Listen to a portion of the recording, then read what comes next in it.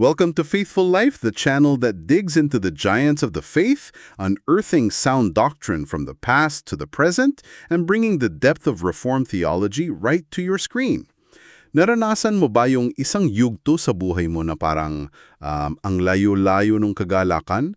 O kaya naitanong mo sa sarili mo, ano nga ba ang ibig sabihin ng umawit kung kailan napakahaba ng gabi? Sa ating pagtatalakay ngayon, sisiyasatin natin ang isa sa pinakamakapangyarihan at alam mo nakakaalim na sermon ni Charles Spurgeon. Ito yung Songs in the Night o mga awit sa gabi. Isang mensahe talaga para sa mga dumaranas ng pagsubok, kalungkutan at kadiliman. Bago natin himayin yung sermon mismo, siguro mahalaga munang kilalanin natin kung sino yung nasa likod nito. 'Di ba? Si Charles H. Spurgeon na kilala bilang Prince of Preachers.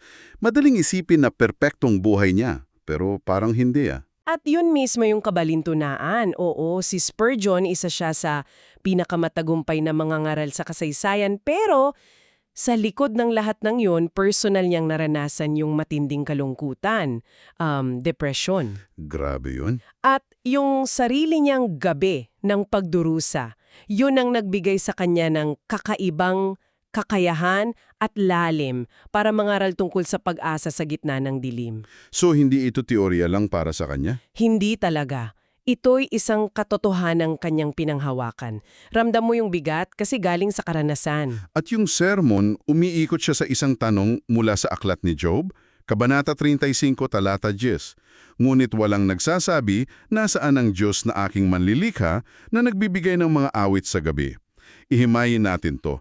Ano ba ang ibig sabihin ni Spurgeon sa gabi? Sa kahit anong klase ng pagdurusa ng isang mananampalataya, pwedeng gabi ng kalungkutan o gabi ng pag-uusig, minsan gabi ng pag-aalinlangan. Yung parang naninginig yung pundasyon mo? Oo, yun. O kaya gabi ng karamdaman, pagkabalisa. Ito yung mga panahon na parang giising, ang hirap maramdaman yung presensya ng Diyos, di ba? At yung awit, ito ba literal na pag-awit? Hindi lang, higit pa roon. Ang awit ay yung kagalakan, yung pag-asa at papuri na bigay mismo ng Diyos. Yung parang bumubukal sa puso mo kahit nasa gitna ka ng pagsubok. Ah, okay. Sabi nga ni Spurgeon, kahit sino naman kayang umawit sa umaga, sa araw. Pero yung tunay daw na biyahasang mga awit, yun yung kayang umawit kahit alam mo na walang katiting na liwanag. Ang katotohanan ng gabi. Oo. Dito binibigyang diin niya na yung pagdanas ng gabi o pagsubok ay normal, karaniwan sa lahat ng mananampalataya. So hindi ibig sabihin na kapag dumadaan ka sa hirap, pinabayaan ka na ng Diyos. Eksakto. Hindi yun sinyales ng pag-abandona. Sabi pa nga niya, kung ikaw ay Kristiyano, siguradong darating ang mga gabi sa buhay mo. It's a given. Okay, malinaw yun. Sunod, tinukoy niya kung sino ang nagbibigay ng mga awit. At ito yung pinakasentro ng mensahe, ang Diyos mismo. Ayon kay Spurgeon, hindi natin kayang likhanin yung sarili nating awit sa gabi. Imposible. Kasi ubus na ubus ka na. Wait. May binanggit siyang analogy dyan, di ba? Meron. At napakaganda. Yung sa isang tuyong water pump o poso, sabi niya, hindi mo yun mapipiga para maglabas ng tubig. Ang kailangan mo munang gawin ay buhusan siya ng tubig galing sa labas. Para mag-umpisa, to prime it. Oo, para i-prime. Tapos doon nadadalo yung tubig mula sa ilalim. Ganon din daw ang puso natin. Kailangan nating lumapit sa Diyos para siya ang magbuhos ng kagalakan sa atin. Wow. At bakit madalas sa gabi, sa gitna ng hirap, dumarating ang mga awit na to? Ano yung nilalaman ng mga awit? Ayon kay Spurgeon, may tatlong bagay na pwede nating awitin. Una, tungkol sa araw na nagdaan. Sa nakaraan, Oo, pag-alaala sa mga nakaraang biyaya at katapatan ng Diyos, yung pag-ibig niya, yung kaligtasan mo, yung mga panahong iniligtas kanya dati. so parang pagbabalik tanaw. Hinihikayat niya tayong balikan yung ilog ng ating karanasan at alalahanin yung mga ginawa ng Diyos. Okay, pangalawa, Pangalawa, at ito medyo mas mahirap, ay yung pag-awit tungkol sa gabi mismo. Habang nangyayari, Habang nangyayari, ang punto niya, kahit gaano kadilim, meron pa ring dahilan para magpasalamat. Sabi niya, dahil sa mga kahabagan ng Panginoon ay hindi tayo nalipol. Ang ibig sabihin, gaano man kasama, pwede pa sanang mas lumala. laging may natitirang habag. Oo, laging may isang bituin o buwan, isang maliit na kaaliwan, isang pangako na makikita sa kalangitan. Yun yung hahanapin mo. At yung panatlo, Ang pangatlo ay yung pinakamalakas siguro.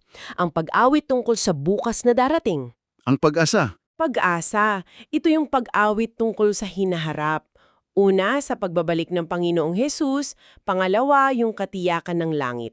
May kwento pa nga siya tungkol sa isang nag-aagaw buhay na kapatid na naaliw lang talaga nung ipinaalala sa kanya yung mga gintong kalye at mga awit ng kaluwalhatian sa langit. So, parang binibigyan niya ng balangkas yung mga tao.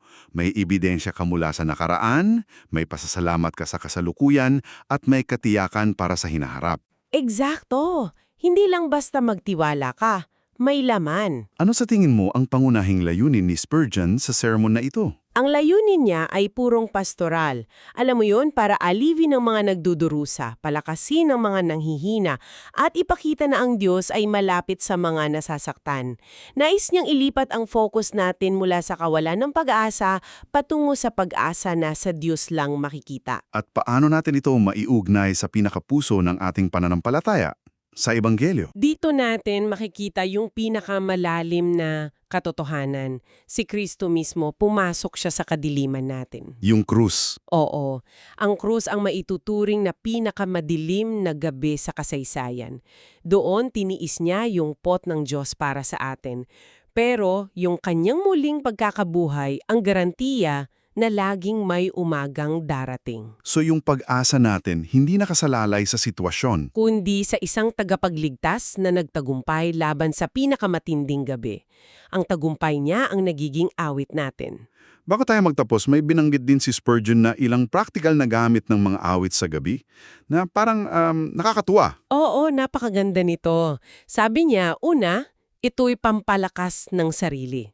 Parang yung taong sumisipol sa dilim para labanan ng takot. Pangalawa, para sa Diyos. Tama, kinalulugdan daw ng Diyos.